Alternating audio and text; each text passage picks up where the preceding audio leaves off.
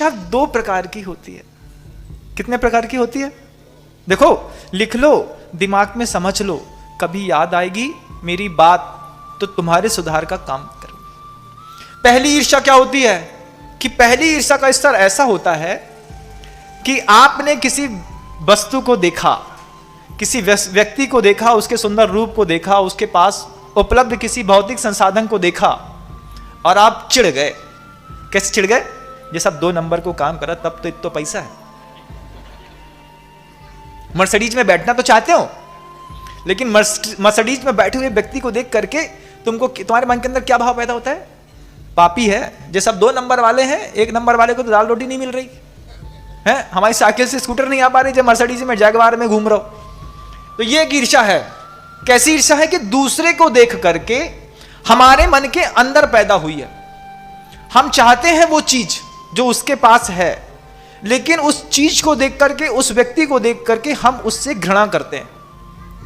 और जब तक वो चीज नहीं आएगी आपके पास तक, जब तक आप उस चीज को देख करके घृणा करेंगे। चीज हमको कैसे मिलेगी कि आप उस चीज को देख करके अगर ये करने लगे कि कितना तेज इसका पुण्य है, ये जो चाहता है उसको मिल जाता है। जब आपके विचारों में ऐसा समीकरण बन जाए, कभी आप खुद आजमा के देखना, कोई महिला में देख लेना। मान लीजिए किसी महिला का रंग साफ सुथरा है, वो सरस्वती की जैसी देख रही है, तो उसको देख करके दूसरी दुर्गा बन जाती है। अपने आप समझती क्या है अपने आप को? कहां की साड़ी पहनी है, कहां का ये पहना है। ईर्ष्या पर विजय प्राप्त करना स्त्री पर्याय में सबके बस की बात नहीं है। देखो, झक सफेद साड़ी पहनी है तो भी कुछ नहीं है, सफेद साड़ी है, मात्र 16 हाथ की भी पहनी है, उसको देख करके भी ईर्ष्या हो जाती है। इतनी सफेद कैसे पहनी है, हमारी इतनी साफ क्यों नहीं है? ऐसा एक स्वभाव बन जाता है कि वो वस्तु, वो स्थितियां, वो चीज हम चाहते हैं, लेकिन हम उस चीज को देख करके घृणा करते हैं, सामने वाले की निंदा करते हैं। जबकि उस वस्तु को पाने का विज्ञान कहता है कि अगर आपको वो वस्तु चाहिए तो जिसके पास है उसके पुण्य की अनुमोदना करिए। मान लीजिए किसी स्त्री ने किसी स्त्री के कान में एक हीरे का बाला देख लिया, तो कोई स्त्री किसी स्त्री की अनुमोदना कर दे, बहुत तेज पुण्य है तेरा बहन, तेरा पति तेरे को खूब देता है। बस ऐसा सोच लो एक बार।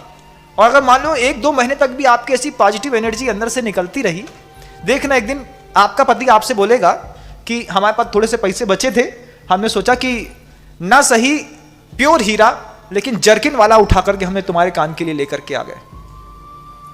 तो पत्नी वो सोचेगी कि अरे हमने तो ओरिजिनल हीरे के बारे में सोचा था, जर्किन आया। लेकिन पत्नी ये नहीं सोचती कि 2 महीने से बार बार मैं महाराज के कहने पर उसके पुण्य की अनुमोदना कर रही थी।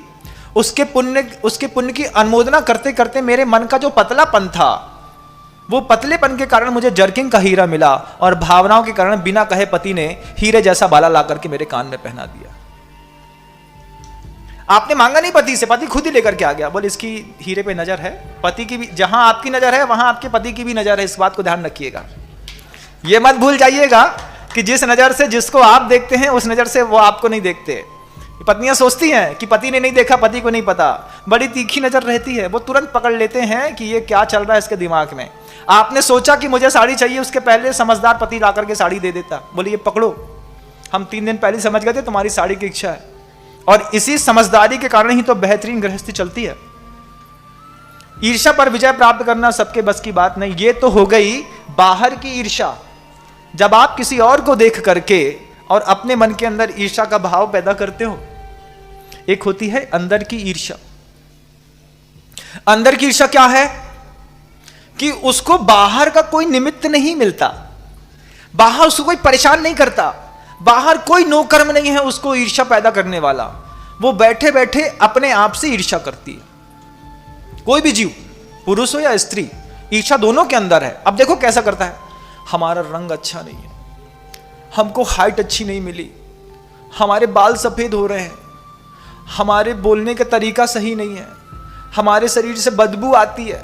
ऐसे आपके प्रकृति ने जो आपको दिया है, उस दी हुई वस्तु के प्रति आपको आदर भाव नहीं है, स्वयं के प्रति आदर भाव नहीं है। तो ये जो दूसरी ईर्ष्या होती है, ये दूसरी ईर्ष्या जो होती है, नाना प्रकार के रोगों की उत्पत्ति का कारण होती है। जब आप बार बार अपने बारे में इंफीरियरिटी कॉम्प्लेक्स खुद ले आते हैं अपनी लाइफ में, आपको लगता है कि यार मेरे पास तो कोई क्वालिटी नहीं है, मैं कुछ कर ही नहीं सकता, ना मेरे पास टैलेंट है, ना मेरे पास कोई ज्ञान है, ना मेरे पास कोई फाइनेंशियल कंडीशन है, यहाँ तक तो ठीक है, अच्छा व्यवहार भी नहीं है, माता पिता भी सपोर्ट नहीं करते, गाड़ी भी अच्छी नहीं है, मैं खुद ही अच्छा नहीं हूँ। ऐसा डिप्रेशन जोन में आप अपने अंतर्मन को जा करके प्रकृति के द्वारा, आपके पुण्य के द्वारा मिली हुई प्रत्येक वस्तु का आप निरादर करते हैं, प्रत्येक वस्तु का, जबकि वो कला प्रकृति प्रदत्त है। आप कितना भी लिप पोत लें उससे आप हट नहीं सकते। आपकी हाइट है, आपकी पर्सनालिटी है, ये सब प्रकृति प्रदत्त है, लेकिन आपको स्वीकार नहीं है। और ये स्वीकार नहीं होने के कारण आप बार बार आईना देखते हैं, बार बार सोचते हैं कि यार थोड़ा और गोरा होता तो अच्छा रहता, थोड़ी हाइट और लंबी होती, थोड़ी पर्सनालिटी होती, थोड़ी इसके जैसी, थोड़ी उसके जैसी, थोड़ी उसके जैसी। और ये स्वयं की ईर्ष्या का भाव धीरे धीरे एक आध दिन 2 दिन का हो तो ठीक है। शुरुआती माहौल में देखना कभी ईर्ष्या का भाव स्वयं के प्रति नहीं रहता। तो छोटे बच्चे होते हैं 8 साल, 10 साल, 11 साल, 12 साल के, इनके अंदर चेहरा नहीं देखना, कपड़े ढंग के नहीं पहनना, कुछ भी है कैसा भी है चल रहा है, कोई विचार नहीं है। क्यों? ना बाहर की ईर्ष्या है उसके अंदर, ना अंदर की ईर्ष्या है। वो सहज जीवन जीता है। और जो लोग सहज जीवन जीते हैं, इन्हीं के पैरों की पूजा की जाती है, उन्हीं कन्याओं की पूजा की जाती है बंधु कन्या भोज में। किनके अंदर? जिनके अंदर ईर्ष्या का भाव तनिक भी पैदा नहीं हुआ है। ऐसी कम उम्र की बच्चियों को प्राय करके लोग घर में बुला करके और भोजन इत्यादि कराते हैं। क्यों? अभी तुम में वो बात नहीं आई।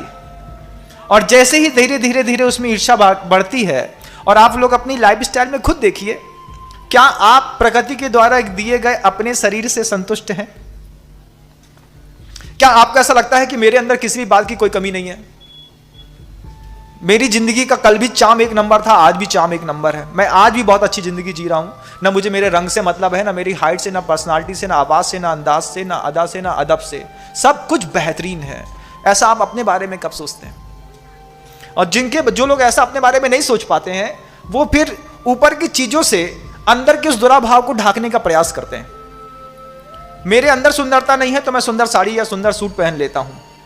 मेरे अंदर अच्छी क्वालिटी नहीं है तो मैं अच्छा चश्मा लगा लेता हूं, अच्छी महंगी घड़ी पहन लेता हूं, अच्छी एसेसरीज पहन लेता हूं, अच्छे काम कर लेता हूं। ये जो अच्छा अच्छा कर करके तुम बाहर की चीजों से अपने आप को ढांकते हो, इससे ढकी हुई चीज दिखाई अलग देती है और तुम अलग दिखाई देते हो, तुम्हारी चीजें अलग दिखाई देती हैं। उसके बाद भी तुम्हारे अंदर वो इंफिनिटी कॉम्प्लेक्स एवरी टाइम बना रहता है।